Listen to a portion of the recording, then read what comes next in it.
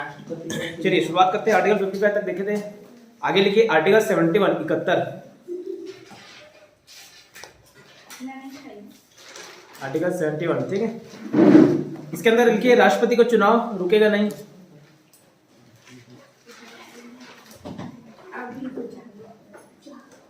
राष्ट्रपति का चुनाव रुकेगा नहीं।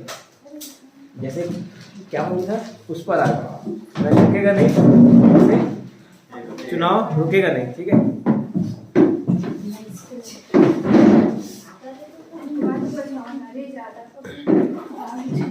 ये चुनाव नहीं रुकेगा इसका क्या मतलब होता है? देखिए उसका इलेक्टोरेट कोलेजियम देखे थे हम लोग, देखे थे कि कैसे लोकसभा के निर्वाचित सदस्य होंगे, राज्यसभा के निर्वाचित सदस्य होंगे, विधानसभा के निर्वाचित सदस्य होंगे, दिल्ली पुदुचेरी के विधानसभा के निर्वाचित सदस्य होंगे। ठीक, अगर लोकसभा भंग हो गया, किसी राज्य के विधायक हैं, विधानसभा भंग हो गया, मतलब अभी अस्तित्व में नहीं है फिलहाल, तो उन लोग तो वोट नहीं कर पाएंगे ना, कोई है ही नहीं। सपोज कार्यकाल खत्म हो गया, किसी और रीजन से भंग हो गया, ठीक है, तो उन लोग तो वोट नहीं कर पाएंगे। तो एक एक का इंतजार करते रहेंगे कि नहीं, राष्ट्रपति का पद बहुत इंपॉर्टेंट है, उसका चुनाव किसी भी दशा में नहीं रुकेगा। ठीक है, तो वही बताना चाह रहा है। आर्टिकल 71 बोलता है, आर्टिकल 71 एक तो इसकी बात करता है कि चाहे लोकसभा भंग रहे, विधानसभा भंग रहे, निर्वाचक जो मंडल है वो अपूर्ण रहे, पूरा ना रहे, ठीक है, तो भी राष्ट्रपति का चुनाव होगा। राज्यसभा तो कम से कम रहेगा, ठीक है, तो राज्यसभा रहेगा, वो चुनाव करेगा, लेकिन रुकेगा नहीं किसी भी कंडीशन में। पहली बात ये करता है, और अगर विवाद होता है तो सुप्रीम कोर्ट में मामला जाता है, ये बात बताया गया आर्टिकल 71 में। तो उसी को लिखना, शॉर्ट में लिखना, क्योंकि इसको भी समझाऊंगा था। अगर किसी राज्य का विधानसभा भंग होता है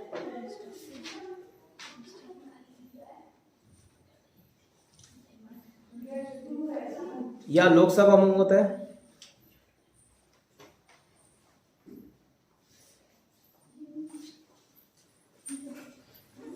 तो ऐसी स्थिति में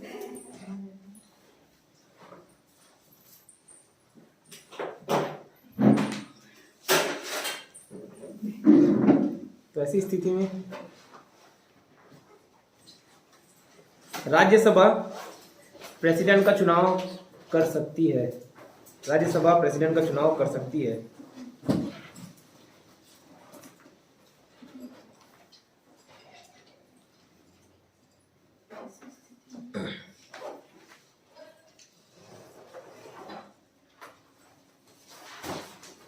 ठीक है, नेक्स्ट पॉइंट लिखना, राष्ट्रपति का चुनाव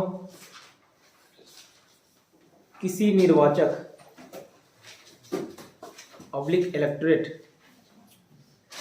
किसी निर्वाचक ऑब्लिक इलेक्टोरेट का पद खाली होने से रुकेगा नहीं। सर राष्ट्रपति का चुनाव किसी इलेक्टेड वरना निर्वाचक, हाँ निर्वाचक ऑब्लिक इलेक्टोरेट। थोड़ा सा स्पीड मेंटेन करना पड़ेगा सर आपको, ठीक है, थोड़ा रफ्तार से लिखिए, राइटिंग मत बनाइए, समझ बस आपको आना चाहिए, बाकी किसी और को आए ना है। ठीक है, का पद खाली होने से रुकेगा नहीं।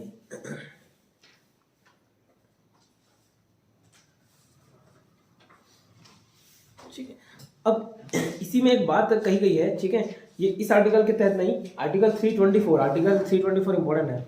ठीक है, आर्टिकल 324, ये सब आर्टिकल्स क्या है, डायरेक्ट क्वेश्चन पूछ देता है ना, इतने सारे आर्टिकल्स को याद नहीं रखता।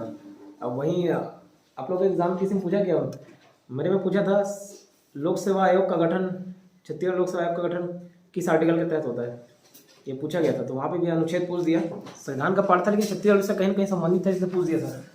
वैसे डायरेक्ट पूछ देता है क्वेश्चन तो नहीं बनता, ठीक है, अगर इतने सारे आर्टिकल्स याद नहीं रहोगे। वैसे आर्टिकल 324 में ये बोला गया कि राष्ट्रपति का चुनाव आयोग करवाता है। ठीक है, चुनाव आयोग करवाता है, राष्ट्रपति का चुनाव आयोग करवाता है, ये आर्टिकल 324 में चुनाव आयोग करवाता है, लेकिन विवाद होने की दशा में चुनाव आयोग के पास नहीं जाता मामला, ये जाता है सुप्रीम कोर्ट के पास। ठीक है, और सिर्फ राष्ट्रपति का नहीं, उपराष्ट्रपति का भी। तो राष्ट्रपति और उपराष्ट्रपति का चुनाव करवाता तो निर्वाचक मंडल, इलेक्शन कमीशन है, ठीक है, चुनाव आयोग, लेकिन मामला ज्यादा विवाद होने पे सुप्रीम कोर्ट में। ठीक है, लिखिए पॉइंट, आर्टिकल 324 तो स्टार मार्क डाल लो, अंडरलाइन कर लो। आर्टिकल 324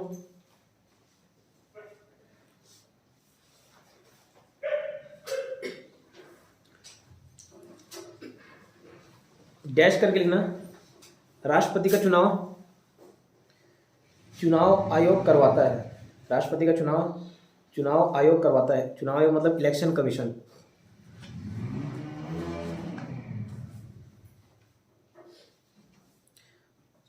उसी को ही निर्वाचक आयोग भी बोलते हैं, निर्वाचन आयोग। अभी खाली जब भी सिर्फ और सिर्फ चुनाव आयोग या निर्वाचक आयोग मिले ना, मतलब वो सेंट्रल वाला, केंद्र वाला, ठीक है। जब तक अलग से राज्य मेंशन ना करें तो वो केंद्र का ही चुनाव आयोग रहता है।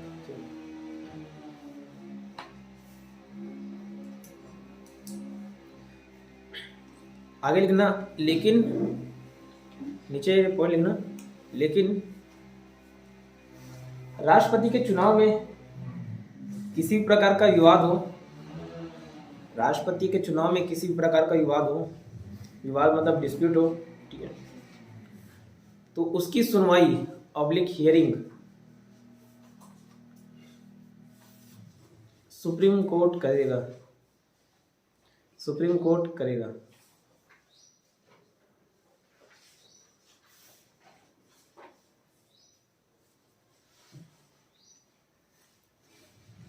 सुप्रीम कोर्ट करेगा।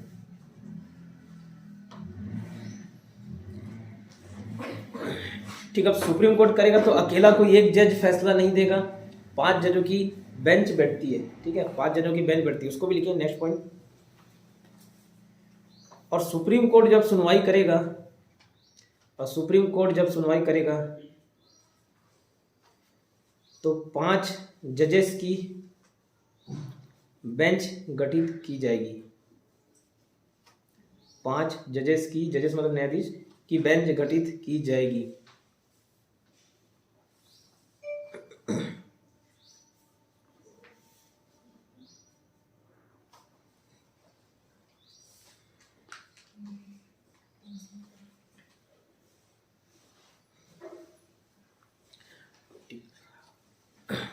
अब यहां से 2 बातें और। पहला चीज, ऐसा नहीं कि अभी फिर से राष्ट्रपति चुनाव अमेरिका से होने वाला है ना, नहीं होने वाला है, होने वाला है, ठीक है, राष्ट्रपति चुनाव होने वाला है, शायद 2017 लास्ट आई थिंक, ठीक है, चुनाव, फिर अभी कोई चुनाव हुआ। अब ऐसा नहीं कि मतलब देश के किसी कोने में किसी व्यक्ति को प्रॉब्लम हो गई है ना, उसको लग रहा है भाई चुनाव सही तरीके से नहीं हुआ तो मैं सुप्रीम कोर्ट चलेगी, ऐसा नहीं, ठीक है। तो जो निर्वाचक मंडल में शामिल रहता है, मतलब जो वोट दे रहा है वही शिकायत कर सकता है, ठीक है, पहली बात। कोई भी ऐसी बाहर का आदमी नहीं शिकायत करेगा, जो निर्वाचक मंडल में शामिल है वो शिकायत करेगा, ठीक है।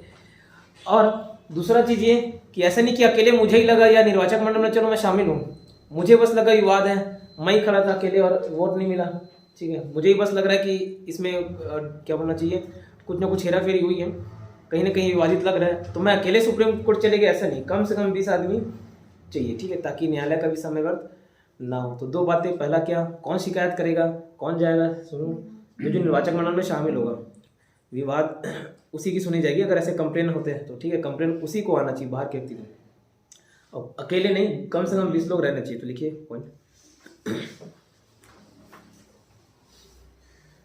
ठीक है। कंप्लेन वही करेगा, कंप्लेन वही करेगा जो या तो कैंडिडेट हो, कैंडिडेट ऑब्लिक उम्मीदवार हो, ठीक, मतलब जो चुनाव के लिए खड़ा था ना, कैंडिडेट ऑब्लिक उम्मीदवार हो,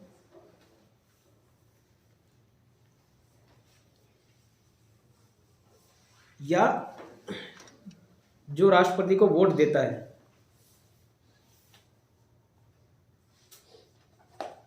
या राष्ट्रपति को जो वोट देता है। और ब्रैकेट में लिखना, कम से कम 20 लोग कंप्लेन कर सकते हैं, कम से कम 20 लोग।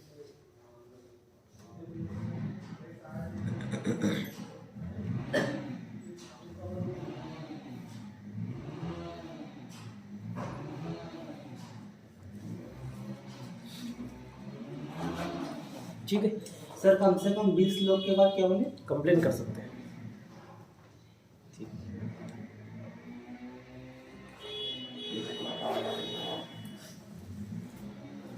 ठीक है। अब देखिए, अब जैसे किसी को लग रहा है कि नहीं यार चुनाव ठीक तरीके से नहीं हुआ, कंप्लेन करना चाहिए, तो ऐसा नहीं 1 साल बाद मन किया तो 1 साल बाद, 2 साल बाद, 3 साल बाद, या चुनाव खत्म होने को आ गया है, है ना, मतलब 5 साल का कार्यकाल खत्म होने को आ गया, तब मन किया कि नहीं अब जाके कंप्लेन करना है। तो ऐसा नहीं, 30 दिन के अंदर करना होता है, ठीक है, 30 दिन के अंदर ही करना होता है, 30 दिन के बाद माने नहीं माना जाएगा, ठीक है। उसको एकदम शॉर्ट में लिखना है, कंप्लेंट 30 डेज के अंदर होना चाहिए, कंप्लेंट 30 डेज के अंदर होना चाहिए, कंप्लेंट 30 डेज के अंदर होना चाहिए।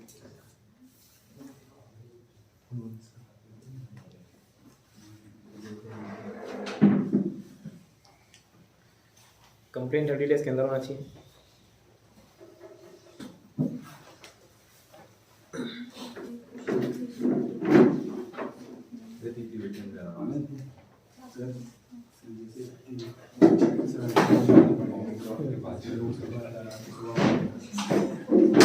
लोकसभा या फिर विधानसभा राज्यसभा मतलब जैसे कि अपनी लोकसभा का कार्यकाल खत्म हो गया, चुनाव के राष्ट्रपति का तो चुनाव करना है, इसी राज्यसभा में विधानसभा में कर सकते हैं ना। अब देखिए एक साथ जैसे लोकसभा भी भंग रहा, तो किसी न किसी राज्य विधानसभा, राज्यों की जो विधानसभा है वो तो अस्तित्व में रहेंगी, विधानसभा है ना। राज्य की एक विधानसभा अगर भंग है तो कोई ना लोकसभा रहेगी या अदर रजिस्टर की रहेगी, तो कोई ना कोई रहता है, एकदम ऐसे खाली हो जाते हैं, ठीक है। लेकिन सभी रहे पूरे विधानसभा पूरे लोकसभा, क्योंकि राज्यसभा परमानेंट हाउस है, उसके मेंबर्स तो रहते ही, कम से कम 243 लोग तो रहेंगे वोट करने के लिए, ठीक है, क्लियर। तो इस आर्टिकल से क्या समझ आए कि कोई भी प्रॉब्लम हो, आर्टिकल 71 के तहत कौन डील करता है, उसे सुप्रीम कोर्ट डील करता है, ठीक है, सुप्रीम कोर्ट डील करता है। एक बात और, चलो ठीक है, विवाद आया, किसी ने कंप्लेन किया और सुप्रीम कोर्ट ने 5-6 महीने बाद डिसीजन दिया कि ये जो राष्ट्रपति का चुनाव हुआ था वो ठीक तरीके से नहीं हुआ था, फिर से चुनाव कराया जाए, या जो भी उसने डिसीजन दिया। इस दौरान सपोज जैसे 6 महीने बाद अगर उसने डिसीजन दिया, तो 6 महीने तक वो जो राष्ट्रपति बन गया है उसने जो काम किए होंगे वो वैलिड होगा कि नहीं होगा? नहीं होगा, वेरी गुड, होगा, राष्ट्रपति होगा।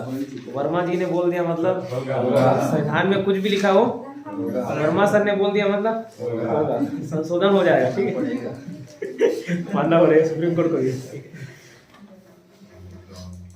ठीक है। इसी तरीके का पॉइंट आगे डिस्कस करेंगे जब इम्पीचमेंट लगता है, महाभियोग लगता है, ठीक है। महाभियोग लग गया, राष्ट्रपति को हटा दिए, जिस दिन प्रस्ताव लाया कि इनको हटाना है राष्ट्रपति को, ठीक है, हटा दिया जाएगा।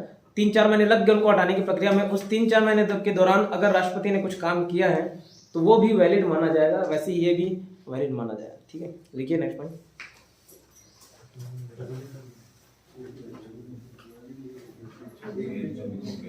अगर सुप्रीम कोर्ट कंप्लेन को लेके 5-6 महीने बाद डिसीजन देती है,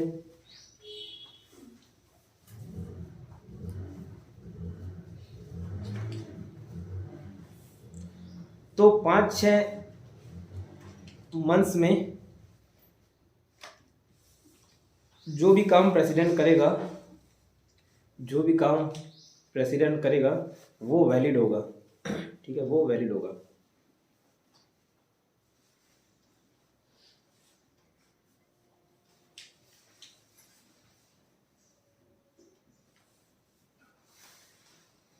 ठीक है, वो वैलिड होगा। ये था आर्टिकल 71, ठीक है। आर्टिकल 71 में घुस के जितने पॉइंट्स थे सब कवर करा दिए मैंने।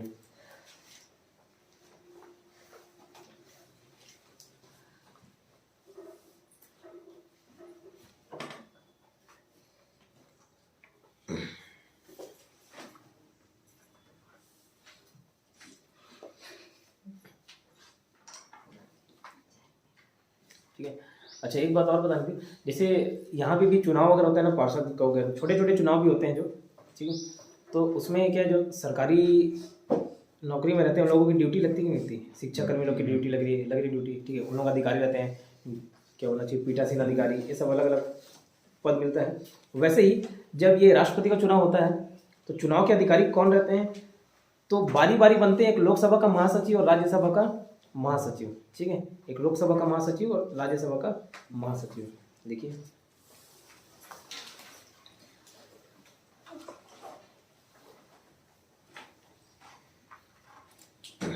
आर्टिकल 324 के तहत है ना, उसी पॉइंट में लिखना, आगे नीचे कंटिन्यू कर लो। लिखना आर्टिकल 324 करके डैश लिखना। चुनाव के जो अधिकारी रहते हैं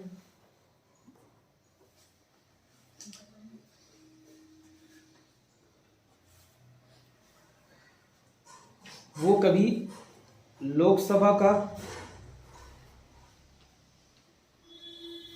महासचिव,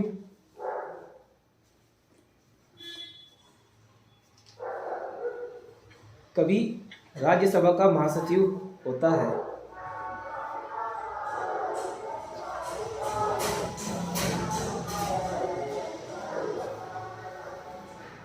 तो कौन लोकसभा का महासचिव और राज्यसभा का महासचिव? ठीक है, महासचिव सेक्रेटरी जनरल बोला जाता है। Secretary general of Lok Sabha, secretary general of Rajya Sabha.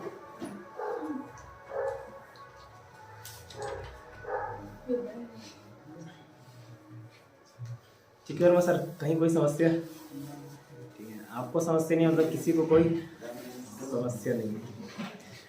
Next लिखिए आर्टिकल 60 शपथ। वो योग्यता शर्तें शपथ करके याद किए थे, 58 योग्यता था और 59 में शर्तें था, 60 में शपथ था।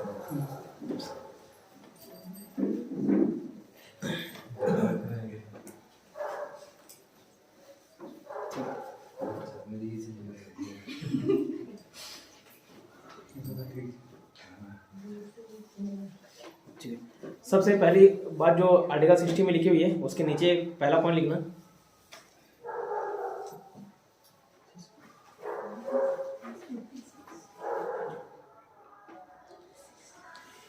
प्रेसिडेंट और वाइस प्रेसिडेंट के शपथ का प्रदान। शपथ मतलब होता है ओथ, ठीक है।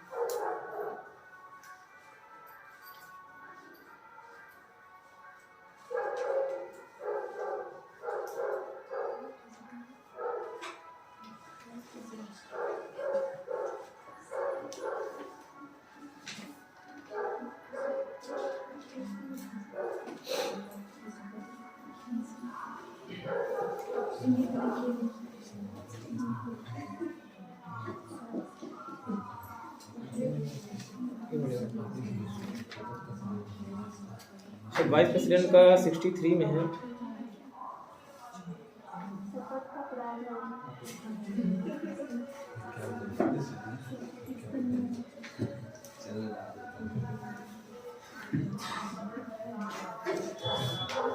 ये वाइस प्रेसिडेंट को काट दो सर, उसका अलग आर्टिकल में लिखा हुआ है 63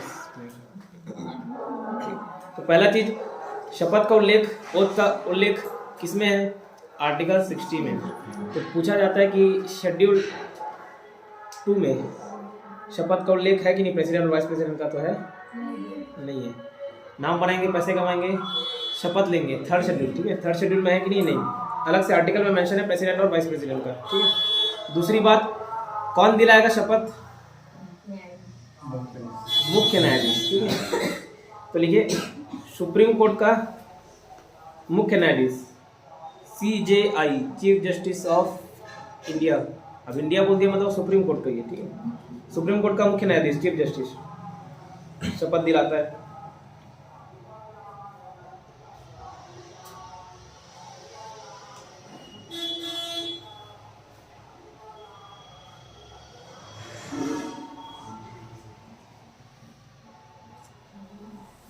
ठीक, अगर वो नहीं है तो कहीं बाहर गए होंगे, कहीं और कहीं गए होंगे, तो सेकंड नंबर का सीनियर जज दिलाएगा, ठीक है। हाँ लिखना है नेक्स्ट पॉइंट।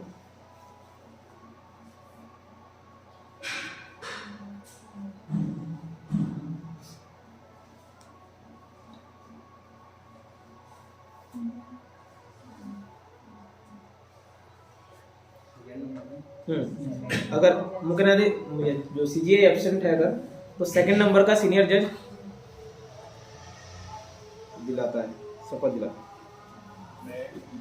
मैं ईश्वर की शपथ लेता हूँ कि रामनाथ कोविंद ईश्वर की शपथ लेता हूँ कि मैं श्रद्धापूर्वक भारत के राष्ट्रपति के पद का कार्यपालन करूंगा, भारत के राष्ट्रपति के पद का कार्यपालन करूंगा तथा अपनी पूरी योग्यता से ठीक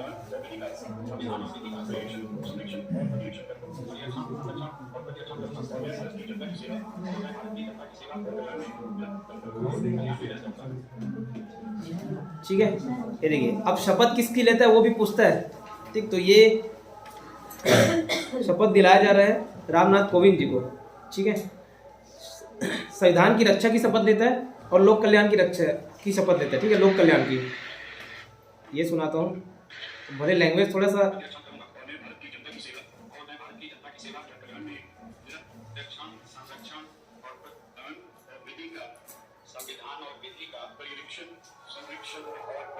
परीक्षण संरक्षण और कुछ रक्षण है, मतलब कुल मिला के संविधान की रक्षा।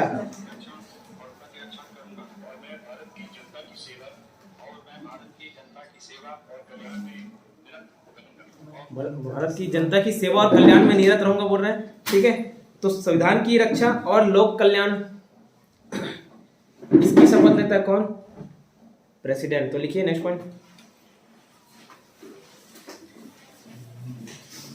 आपके परम मित्र याद कर रहे थे आपको। ठीक है, तो शपथ लेता है, लिखिए आगे शपथ क्या लेता है। राष्ट्रपति शपथ लेता है, डैश करके लिखना, संविधान की रक्षा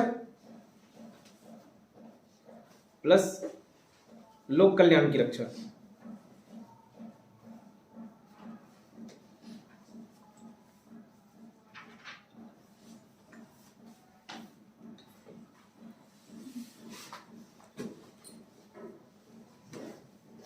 ठीक है, भारत के राष्ट्रपति 25 जुलाई को शपथ लेते हैं। भारत के राष्ट्रपति लिखना 25 जुलाई को शपथ लेते हैं।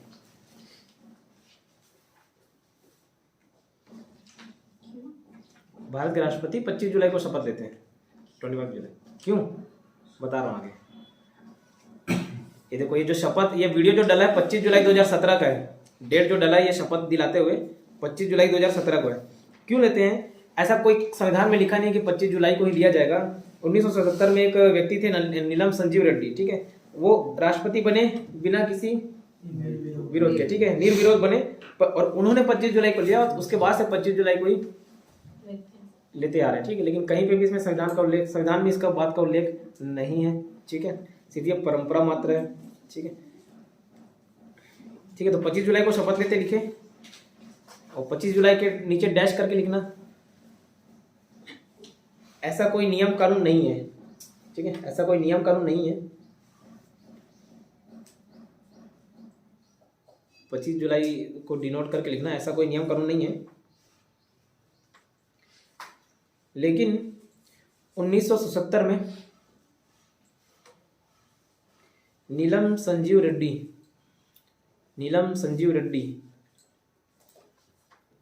वो गोंडा रेड्डी था, नीलम संजीव रेड्डी।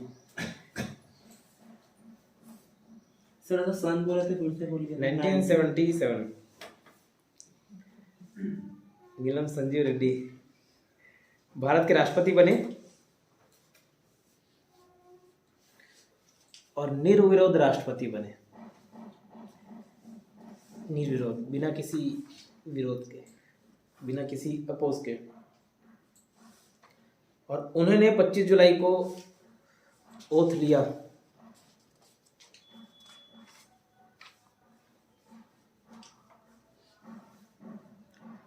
इसके बाद से ही 25 जुलाई को शपथ लिया जाता है। ठीक,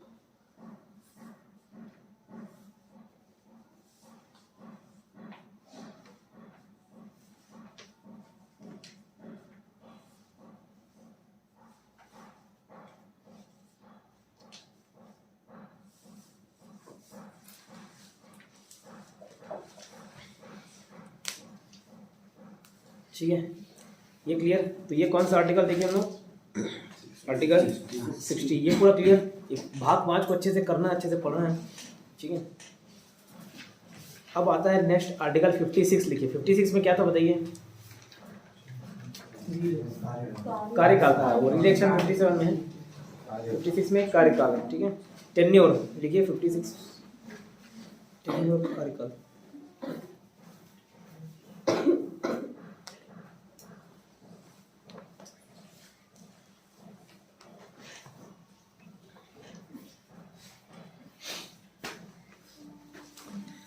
ठीक है, 4 बातें इस अनुच्छेद के अंतर्गत याद रखनी है आपको।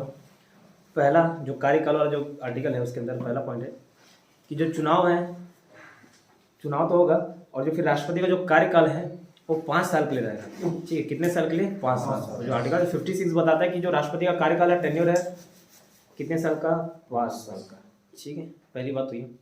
अगर किसी कारणवश राष्ट्रपति का पद पहले से ही खाली हो जाता है किसी भी दशा में, चाहे वो इस्तीफा दे दे अपने पद से, डेथ हो जाए, या महाभियोग लग जाए और हट जाए, ठीक है, कोई सी भी स्थिति हो सकती है, तो चुनाव जो है वो 6 महीने के अंदर कराना पड़ेगा। ये आर्टिकल 56 में दिया हुआ है। दूसरी बात, ठीक है, इसी को मेंशन करते हुए महाभियोग वर्ड वहाँ पे लिख दिया गया है। महाभियोग के चलते अगर उनका पहले से कार्यकाल समापन हो जाता है, ठीक है, तो आर्टिकल 56 में महाभियोग शब्द का भी उल्लेख है। ये पूछता है कि महाभियोग शब्द से संबंधित कौन से अनुच्छेद हैं, ठीक है, कौन से आर्टिकल है इम्पीचमेंट से रिलेटेड। तो 2 आर्टिकल है, एक 56 और एक 61। 56 में उस शब्द का मेंशन है, ठीक है, उस वर्ड का मेंशन है महाभियोग शब्द का, ठीक है, और 61 में उसकी प्रक्रिया है। तो महाभियोग शब्द का उल्लेख 56 में है, महाभियोग की प्रक्रिया 61 में है, ठीक है, ये क्लियर। तो 6 महीने के भीतर कराया जाना है, ठीक है, ये बोलता है आर्टिकल 56 का दूसरा पॉइंट। ठीक है, तीसरा पॉइंट, अगर ठीक है 2-3 साल बाद पद खाली हो जाता है तो जो राष्ट्रपति का चुनाव है वो बचे हुए टाइम के लिए नहीं कराया जाएगा, पूरे 5 साल के लिए फिर से कराया जाएगा, ठीक है। लेकिन यहाँ जैसे सरपंच पंच ये सब का चुनाव होता है, पार्षद लोगों का चुनाव होता है ना, उपचुनाव बोलते हैं, बाई इलेक्शन, ठीक, वो सब बचे हुए कार्यकाल के लिए कराते हैं, ठीक है। ऐसा क्यों? देखो, राष्ट्रपति एक सिंगल इंडिविजुअल पद है, ना कि बहुत सारे ग्रुप ऑफ मेंबर्स। ऐसा तो नहीं है, लोकसभा के मेंबर लोग का भी, राज्यसभा के मेंबर भी, विधायक भी, ये सब का भी उपचुनाव होता है, तो बचे हुए कार्यकाल के लिए होता है। लेकिन राष्ट्रपति लोग का नहीं होता, राष्ट्रपति उपराष्ट्रपति का नहीं होता, और पूरा 5 साल के लिए कराया जाता है, ठीक। क्यों? वो तो अकेला सिंगल इंडिविजुअल है, सिंगल पर्सन है, इंडिविजुअल पर्सन है, ठीक है। तो उससे बाकी लोगों का कोई इफेक्शन नहीं ना, वो मतलब इफेक्ट नहीं होगा, वो खत्म हो गया तो फिर से 5 साल के लिए कराया जा सकता है। लेकिन अब सपोज लोकसभा कोई मेंबर है, कोई खत्म हो गया, उसके लिए पूरा लोकसभा को थोड़ी इन्फॉर्म किया जाएगा कि नहीं सभी का कार्यकाल आज के बाद 5 साल के लिए, तो जो बचा हुआ 2-3 साल उसी में ही करना है, उसको उपचुनाव बोला जाता है, और जो नॉर्मल इलेक्शन होता है उसको आम चुनाव, ठीक है, ये क्लियर। चौथा पॉइंट है कि ऐसा नहीं कि जैसे अभी राष्ट्रपति पद का चुनाव होना है ना, 2017 में लास्ट हुआ था, 2022 में होगा, ठीक, तो खत्म होने का इंतजार नहीं करते, उससे पहले ही चुनाव आयोग को उसकी प्रक्रिया चालू कर देनी होती है, ठीक है।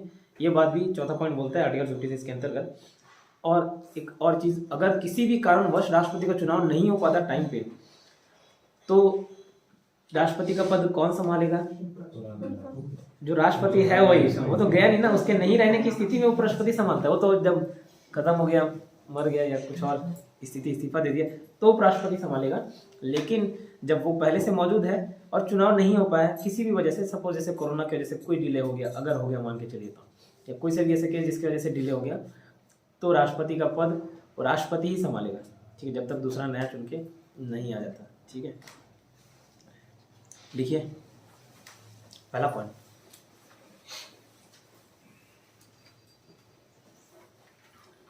राष्ट्रपति का टेन्योर 5 साल।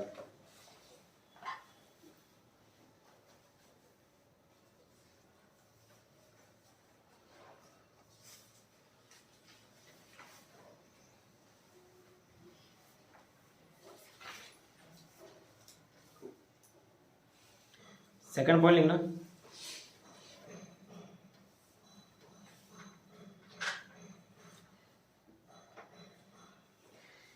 अगर 5 साल से पहले पद खाली हो जाए, 5 साल से पहले पद खाली हो जाए,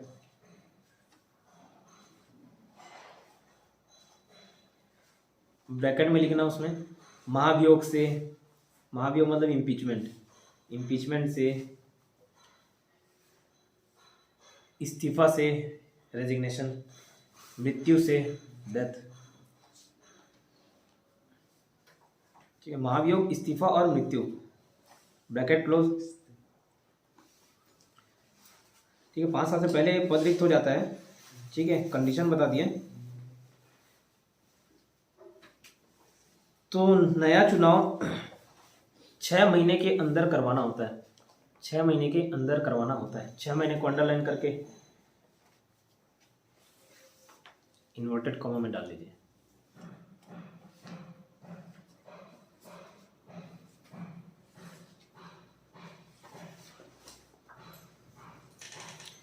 तीसरा पॉइंट लिखिए,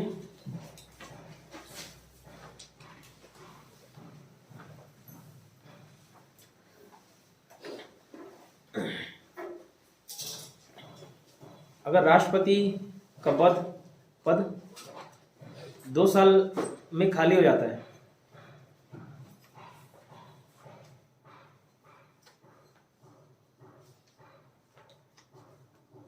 तो नेक्स्ट इलेक्शन पूरे 5 साल के लिए कराया जाएगा। पूरे 5 साल के लिए कराया जाएगा, ना कि बचे हुए कार्यकाल के लिए, बचे हुए पीरियड के लिए।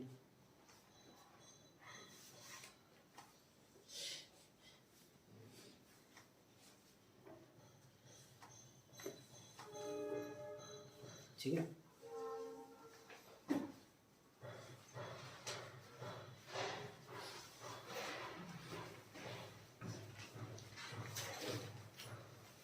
चौथा पॉइंट लिखिए,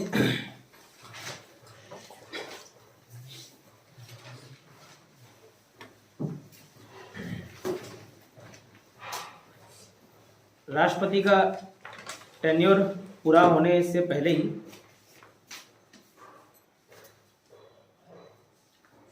हमारे देश में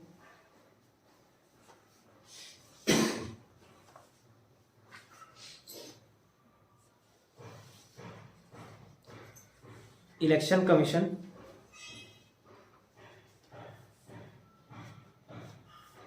नए राष्ट्रपति की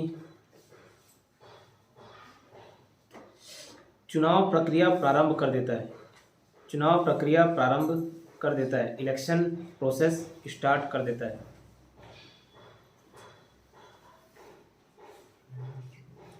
चुनाव प्रक्रिया प्रारंभ कर देता है, चुनाव प्रक्रिया प्रारंभ कर देता है, इलेक्शन प्रोसेस। ठीक है, ये 4 बातें ध्यान में रखनी है और नीचे स्टार मार्क डाल के लिखना।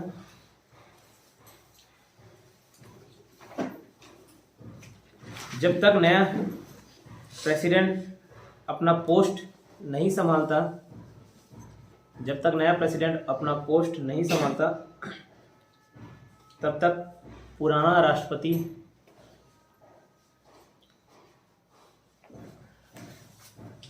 काम करता है। ठीक है,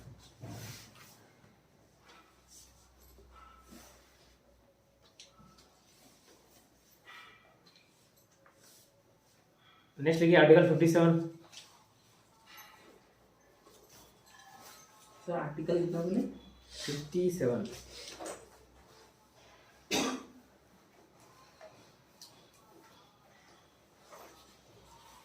डैश कर देना, री इलेक्शन।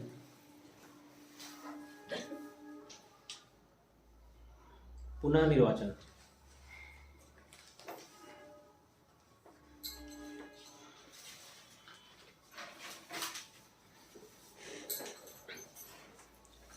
इसमें लिखना, कोई भी व्यक्ति कितनी बार भी राष्ट्रपति बन सकता है।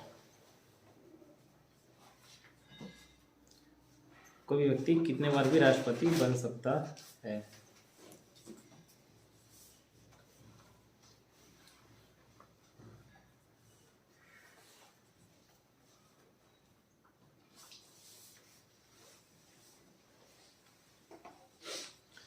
तो ऐसा आर्टिकल 57 में लिखा हुआ है। ठीक है, यहीं पे एक चीज़ और ध्यान रखनी है आपको, सेम चीज़ वाइस प्रेसिडेंट भी, एक व्यक्ति कितने बार भी वाइस प्रेसिडेंट बन सकता है। ठीक, उसके लिए कोई रेस्ट्रिक्शन नहीं है, लेकिन ऐसा कहीं पे भी आर्टिकल में मेंशन नहीं है, कहीं पे भी संविधान में मेंशन नहीं है। ठीक, बस वो बन सकता है, कोई रोक नहीं है इसलिए बन सकता है। राष्ट्रपति के चुनाव में भी कोई रोक नहीं इसलिए बन सकता है, लेकिन अलग से आर्टिकल में मेंशन कर दिया है 57 में। लेकिन वाइस प्रेसिडेंट के लिए ऐसा कोई आर्टिकल नहीं है। वहीं पर ब्रैकेट में लिखिए, वाइस प्रेसिडेंट के लिए ऐसा कोई आर्टिकल नहीं है। ठीक है, बन जरूर सकता है लेकिन ऐसा कोई आर्टिकल नहीं है, अनुच्छेद नहीं है।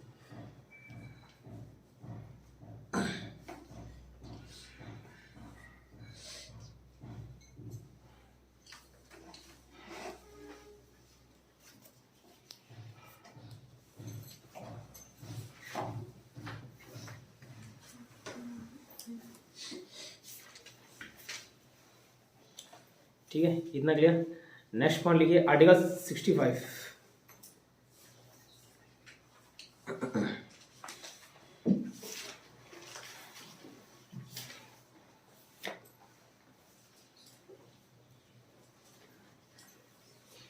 आर्टिकल 65 ये बताता है कि जैसे प्रेसिडेंट किसी केस में,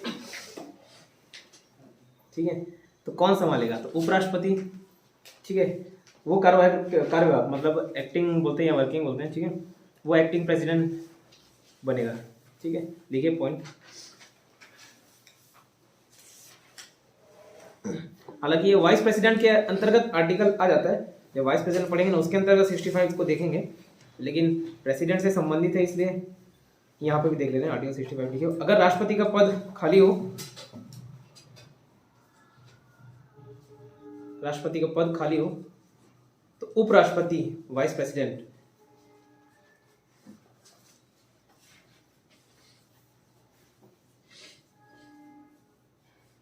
कार्यवाहक राष्ट्रपति के रूप में कार्य करता है, एक्टिंग प्रेसिडेंट।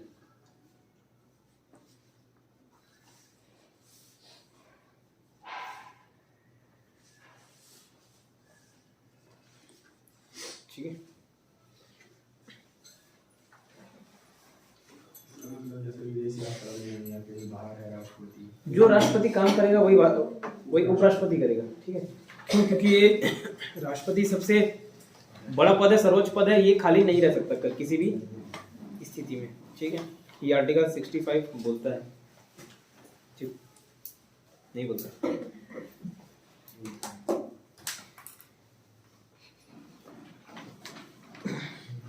अच्छा, ये तो हो गया किसी भी स्थिति में से खाली हो गया। तो अगर जैसे कोई इस्तीफा दे रहा प्रेसिडेंट, तो अपना इस्तीफा जैसे कोई ना कोई, जैसे मुझे भी अगर इस्तीफा देना तो मैं अपने सीएमओ को दिया, ठीक है, तो ऐसी प्रेसिडेंट भी तो देता होगा, किसी न किसी को देता होगा। किसको देता होगा? उपराष्ट्रपति। क्या बोलते हैं वर्मा जी, किसको देता है? उपराष्ट्रपति। ठीक है, अब भले कुछ भी लिखा हो, आज से संविधान में क्या होना जाएगा? उपराष्ट्रपति। ठीक है, लिखिए। कॉपी में कुछ और लिखा था लेकिन आप उपराष्ट्रपति पैन कार्ड से। ठीक है, प्रेसिडेंट अपना रेजिग्नेशन, नेक्स्ट पॉइंट लिखना, प्रेसिडेंट अपना रेजिग्नेशन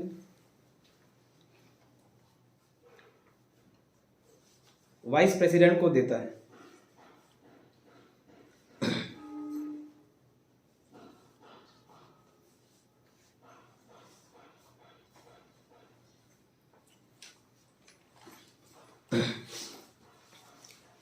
उसी में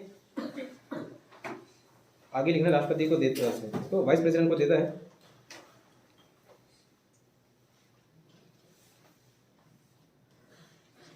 और वाइस प्रेसिडेंट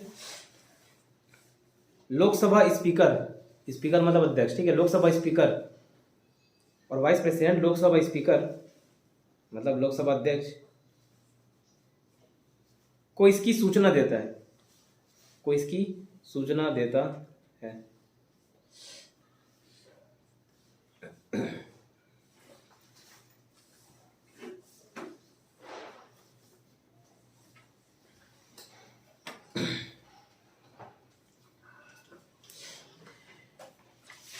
क्यों दिया? वही देखो, लोकसभा के स्पीकर को सूचना। प्रेसिडेंट पार्लियामेंट का अंग है कि नहीं?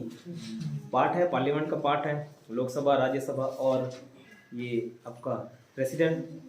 तो एक मेंबर जा रहा है तो बाकी मेंबर को मालूम होना चाहिए, ठीक है। लोकसभा के सभी मेंबर को नहीं बताया, लोकसभा के स्पीकर को बता दिए, लोकसभा अध्यक्ष को बता दिए, तो समझ लीजिए बाकी तक बात पहुंच गई, उसके हेड को बता दी लोकसभा।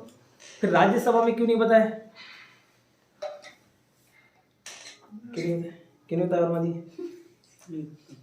मन नहीं किया इसलिए। जो वाइस प्रेसिडेंट है ना, उसको राज्यसभा का पदेन सभापति माना जाता है, ठीक है, पदेन सभापति होता है वो, ex officio chairman of Rajya Sabha. तो वाइस प्रेसिडेंट के लिए चुने गए मतलब राज्यसभा के पदेन सभापति है, पदेन सभापति हो। राज्यसभा के जो हेड होता है उसको स्पीकर नहीं बोलते हैं, राज्यसभा स्पीकर नहीं होता, राज्यसभा क्या होता है उसको? चेयरमैन बोलते हैं, ठीक है, चेयरमैन एंड वाइस चेयरमैन, ठीक है, चेयरमैन या डिप्टी चेयरमैन या वाइस चेयरमैन बोला जाता है। तो हाँ, लोकसभा जैसे स्पीकर होता है, लोकसभा का हेड अध्यक्ष लोकसभा स्पीकर, वैसे ही वहाँ राज्यसभा का चेयरमैन होता है, ठीक है। और वो चेयरमैन पे कौन बैठता है? चेयरमैन पद पे जो उपराष्ट्रपति बनता है, जो वाइस प्रेसिडेंट बनता है, वही पदेन सभापति हो। पदेन सभापति मतलब समझते हो, ये पद आपको मिला ना, तो इसके चलते आपको ये पद भी मिल जाएगा, ठीक है। तो वही होता है पदेन का मतलब। तो vice president is equal to, लिखो नीचे वही पॉइंट में, vice president is equal to, vice president is equal to Rajya Sabha का पदेन सभापति, राज्यसभा का पदेन सभापति, ऑब्लिक, जब ऑब्लिक करके बोलूं तो इंग्लिश हिंदी दोनों को लिखना है, ठीक है। Oblique ex officio chairman of Rajya Sabha, ex officio chairman of Rajya Sabha.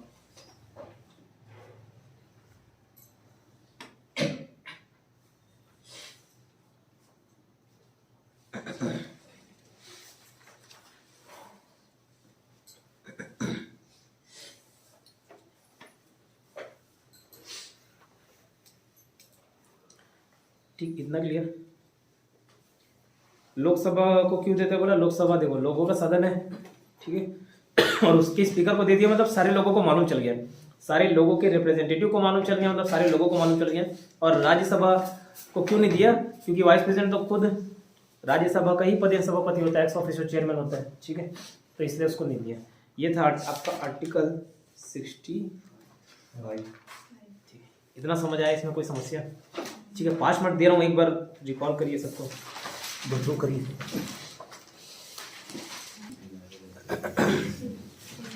चलिए आगे का आर्टिकल 361 देखना है, प्रेसिडेंट का विशेषाधिकार, प्रिविलेजेस। लिखिए next article 361।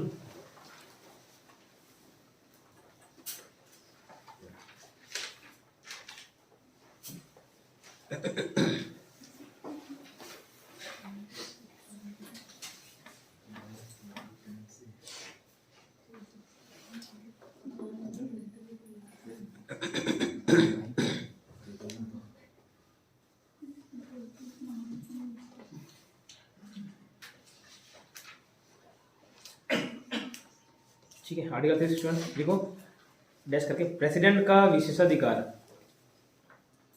Oblique privileges, president का विशेषाधिकार ऑब्लिक प्रिविलेजेस।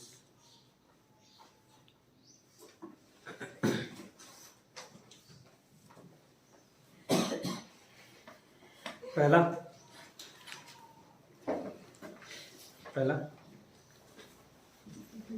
इनको कोई जैसे है आप कुछ काम किए, जैसे सरकारी नौकरी में किसी पद पे नोटिस जारी हो सकता है आपको, ठीक है, अपने लिए तो कई बार नोटिस जारी हो, ठीक है, होता होना है ना, कोई नहीं है नोटिस जारी हो, लेकिन राष्ट्रपति इसको कोई नोटिस जारी नहीं कर सकता, ठीक है, राष्ट्रपति को कोई नोटिस जारी नहीं कर सकता। इवन क्रिमिनल और सिविल मामले में भी कोई केस कर दिया ना, मर्डर, हत्या, डकैती, किडनैप, ये सब भी, तो भी नोटिस जारी नहीं हो सकता, ठीक है, कार्रवाई भी नहीं हो सकता पद पर रहते हुए, कार्रवाई नहीं, पद पर रहते हुए कार्रवाई नहीं हो सकता, फिर वो पहले भगाओ उसको इम्पीचमेंट करो तब, लेकिन पद पर बने रह गया तो कोई कार्रवाई नहीं, कोई नोटिस नहीं, तो वही लिखो पहला पॉइंट। यार कितना भी बड़ा क्राइम क्यों है, तो उसको पहले इम्पीचमेंट करके हटाया जाएगा, उस आधार पे इम्पीचमेंट से हटाया जाएगा, उसके बाद प्रेसिडेंट पद पर रहते हुए कोई नोटिस नहीं, कोई कार्रवाई नहीं। पहला पॉइंट लिखिए, भारत का कोई भी कोर्ट, भारत का कोई भी कोर्ट राष्ट्रपति के पद पर रहते हुए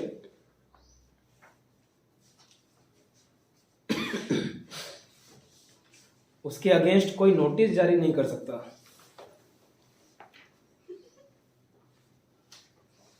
क्या हो गया बिना मैडम?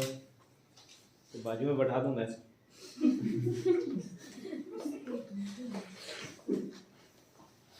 उसके खिलाफ कोई नोटिस जारी नहीं कर सकता, ठीक है, उसके अगेंस्ट कोई नोटिस जारी नहीं कर सकता, ठीक है। दूसरा पॉइंट लिखिए, पहली बात तो नोटिस जारी नहीं कर सकते कि आपने ऐसा क्यों किया, कारण बताओ, नोटिस जैसे जारी हो जाता है। दूसरा, क्रिमिनल और सिविल मामलों में भी, क्रिमिनल और सिविल मामले में भी कोई कार्रवाई नहीं की जा सकती, कोई कार्यवाही नहीं की जा सकती। क्रिमिनल मतलब होता है फौजदारी मामले, सिविल मतलब होता है दीवानी मामले, कार्यवाही मतलब एक्शन। कार्यवाही नहीं की जा सकती। जी, नहीं की जा सकती।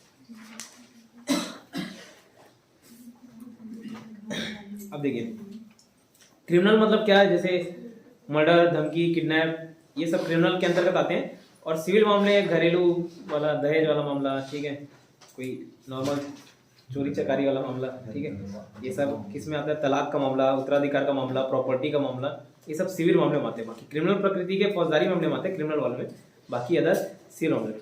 इसमें भी, इन मामलों में भी कोई कार्रवाई नहीं की जा सकती, ठीक है, कोई कार्रवाई नहीं हो सकती राष्ट्रपति पद पर। तीसरा पॉइंट लिखिए, लेकिन सिविल मामले हो तो प्रेसिडेंट को 2 महीने पहले इंफॉर्मेशन देना होगा।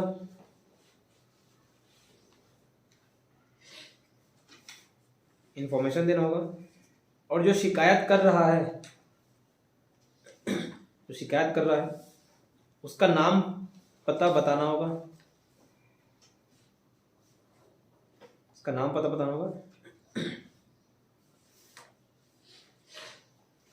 उसके बाद सिविल मामले में राष्ट्रपति से पूछताछ की जा सकती है।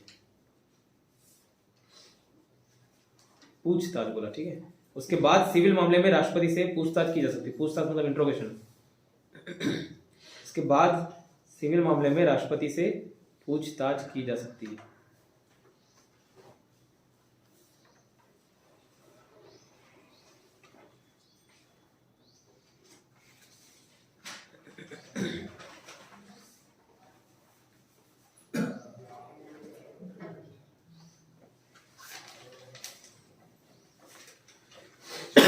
देखो क्या क्या पॉइंट बताएं।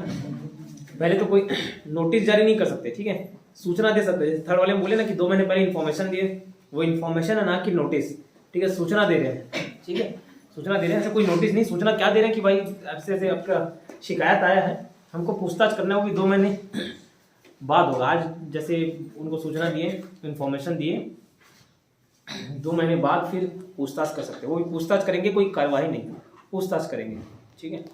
लेकिन उसके विशेषाधिकार में क्या क्या शामिल है, पहले कोई नोटिस जारी नहीं कर सकता, कोई भी कोर्ट नोटिस जारी नहीं कर सकता, ठीक है। दूसरा, सिविल और क्रिमिनल मामले में कोई कार्रवाई नहीं हो सकती, ठीक है। तीसरा, पूछताछ की जा सकती है किस मामले में, सिविल मामले में, और वो भी पहले 2 महीने का इन्फॉर्मेशन देना होगा, 2 महीने पहले इन्फॉर्मेशन देना होगा, तब पूछताछ की जा सकती है, ठीक। तो यहाँ से सवाल क्या बन सकते हैं, पूछताछ की जा सकती है क्या, पूछताछ की जा सकती है कब, 2 महीने से पहले से इन्फॉर्मेशन देना होगा तब की जा सकती है।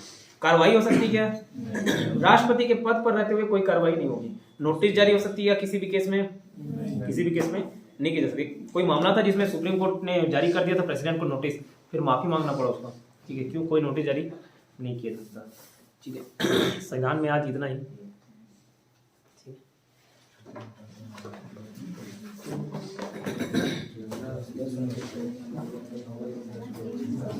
राष्ट्रपति के बाद से हटने के बाद जो भी होना है उसके बाद